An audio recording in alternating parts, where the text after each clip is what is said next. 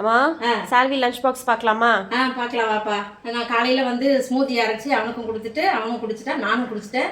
அந்த வேலை முடிஞ்சிருச்சு. அடுத்து லஞ்ச் போட்டுடலாம். இப்போது லஞ்ச் பாக்ஸ்க்கு என்ன பண்ணணும்னு பார்த்துடலாம். அம்மா வந்து பட்டாணி ஊற வச்சு அதை வேக வச்சுட்டு பட்டாணி சோறு செஞ்சுருக்கிறேன்.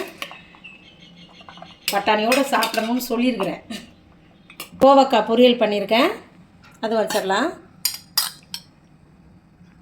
முட்டையாக அவிச்சு வச்சாச்சு. அதுக்கு கொஞ்சம் உப்பு மிளகுத்தூள் போட்டலாம். பலாக்கொட்டை இருந்துச்சு, அது கொஞ்சம் அவிச்சு எடுத்து வச்சுருக்கிறேன். இதுவும் சாப்பிட்டோம், இதுவும் நல்லது இல்லையா? எல்லாம் ப்ரோட்டீன் விட்டமின் எல்லாம் இருக்குல்ல அதில்.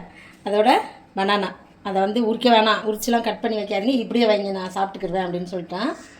நட்ஸும் போட்டு வச்சுருக்கேன் கொஞ்சம், அதுவும் சாப்பிடட்டும். இப்போ வெயிலாக இருக்குல்ல, அவனுக்கு வரும்போது குடிக்கிறதுக்கு பாதாம் பீசன் ஊற வச்சு பாலில் கலக்கி இப்போ வச்சுருக்கேன். அதுவும் ஊற்றி கொடுத்துடலாம். கிளாஸ் விட்டு வருவான்ல ஈவினிங்கில், அது வரைக்கும் இது நல்லாயிருக்கும், கெட்டு போகாது, பயப்பட வேணாம். அதனால் அதை கொடுத்துடலாம். ஒருத்தவங்க கமெண்ட்ஸில் கேட்டிருந்தாங்க, இவ்வளோ சாப்பிட்றானே அவன் ஒழுங்காக படிக்கிறானா, அவன் ரிப்போர்ட் கார்டை எடுத்து ஃபோட்டோ எடுத்து அனுப்புங்க அந்த மாதிரிலாம் கேட்குறாங்க. ஒரு 2-3 வாட்டி அவங்க கேட்டிருக்காங்க. அதெல்லாம் அவன் நல்லாவே படிக்கிறான், எங்களுக்கு தேவையான அளவுக்கு நல்லா படிக்கிறான், அதுவே போதும் எங்களுக்கு. இல்லை சாப்பாடு கூட நான் எவ்வளோ கம்மியாக வைக்கிறேன் அவனுக்கு. மத்தியானத்தில் சாப்பாடு சோறுன்றது வந்து கம்மி தான் அவனுக்கு கொடுக்குறது.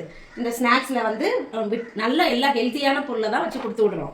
அது கொஞ்சம் கொஞ்சம் தான் சாப்பிடுவான், வந்தால் வீட்டில் சாப்பிட போகிறான். அப்படிதான் அப்படிலாம் கேட்காதீங்க, நல்லா படிப்பாங்கலாம். அவ்வளோதான். இதான் இன்றைக்கி சாலியோட லஞ்ச் பாக்ஸ் ரெசிபி. நீங்கள் வந்து ஸ்மூதிக்கு ரெசிபி கேட்டிருக்கீங்க, அது இன்னொரு நாளைக்கு நாங்கள் போடுறோம். பாய் பாய்.